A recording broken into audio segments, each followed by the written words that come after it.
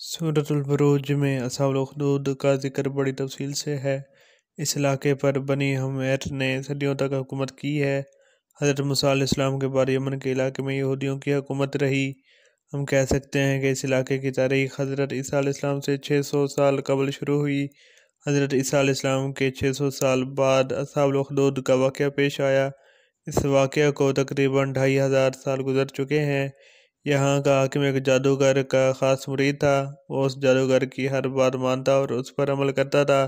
بادشاہ عقیدہ کے اعتبار سے یہودی تھا، مگر اسلام سے اتنا دور تھا کہ اللہ تعالیٰ پر ایمان کھو بیٹھا تھا اور اپنی پوجا شروع کروا دی تھی اور اپنے آپ کو خدا کہلوانے لگا تھا۔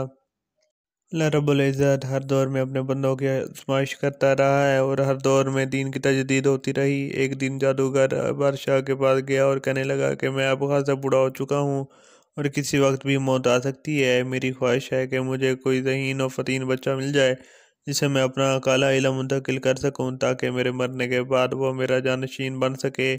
بادشاہ نے حکم دیا کہ کسی ذہین لڑکے کو منتخب کر کے اسے جادوگر کا شاگرد بنا دیا جائے۔ حکم کی تعمیل کی گئی اور ایک نہایت ذہین لڑکے کو جادوگر کے سپرد کر دیا گیا۔ لڑکا صبح سویرے اپنے گھر سے جادوگر کے پاس جاتا اور اسے اعلیٰ علم سیکھتا۔ راستے میں ایک راہب کا ٹھکانہ رہتا تھا۔ ایک دن وہ راہب سے ملا تو اسے اس کی باتیں بڑی اچھی لگیں۔ وہ راہب موحد اور سیدنا عیسیٰ علیہ السلام کا پیروکار تھا۔ اس لڑکے نے کچھ وقت اس راہب کے ساتھ گزارنا شروع کر دیا۔ وہ اس لڑکے کو عقیدہ توحید کی تعلیم دیتا۔ اس طرح وہ کالا علم بھی سیکھتا رہا اور راہب سے علم ربانی بھی حاصل کرتا رہا۔ کچھ عرصے بعد اسے یقین ہو گیا کہ جادوگر کا علم شیطان کا راستہ ہے جبکہ راہب کا راستہ رحمان کا راستہ ہے اور حقیقتاً یہی صراط مستقیم ہے۔ وہ اکیلے رب کی پرستش کرنے لگا۔ ایک دن نوعمر لڑکا بازار میں جا رہا ہے۔ اس نے دیکھا کہ ایک بہت بڑے اور خوفناک جانور نے لوگوں کا راستہ روک رکھا ہے اور لوگ اس کی وجہ سے راستہ عبور نہیں کر سکتے۔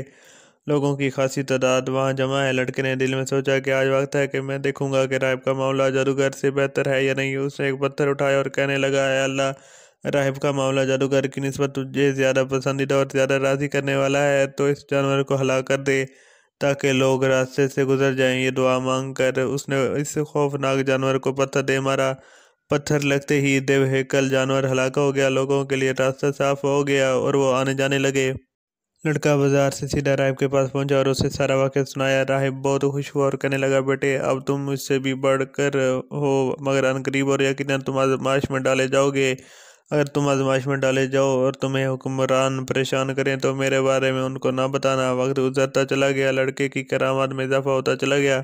اس کے پاس اندھے اور پلبھری کے مریض آتے اور وہ ان کا علاج کرتا اور وہ اللہ کے حکم سے صحت یاب ہو جاتے۔ اس طرح اس کی شہرت بڑھتی چلی گئی۔ بادشاہ وقت کا ایک خاص درباری تھا۔ وہ آنکھوں کی بیماری میں مبتلا ہو گیا اور ایک دن نابینا ہو گیا۔ بادشاہ نے اس کا کافی علاج کرایا مگر کوئی فائدہ نہ ہوا۔ کسی نے اس لڑکے کے بارے میں بتایا تو وہ بہت سارے تحائف لے کر اس لڑکے کے پاس پہنچ گیا۔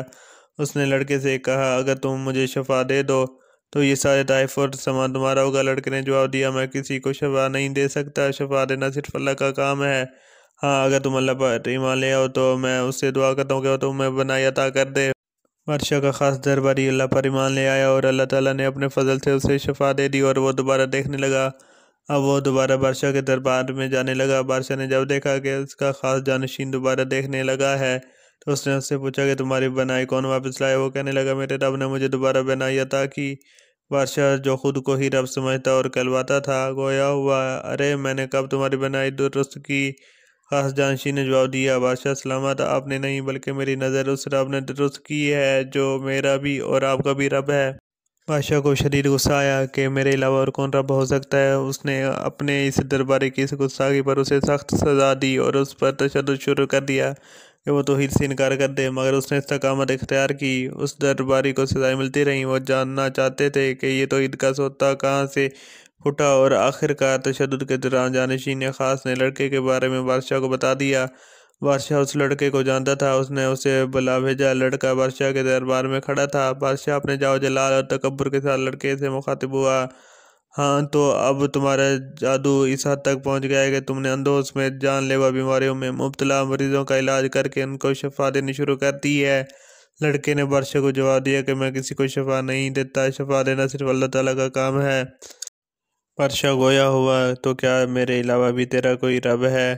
لڑکے نے جواب دیا، ہاں، میرا اور تیرا رب تو اللہ تعالیٰ ہے۔ بادشاہ نے لڑکے کو اندھیری کوٹڑی میں ڈلوا دیا اور اس سے تحقیق کی کہ اسے توحید کا درس کس نے سکھایا۔ نہایت ظالمانہ تفتیش کے نتیجے میں لڑکے نے مجبوراً راہب کے بارے میں بتا دیا۔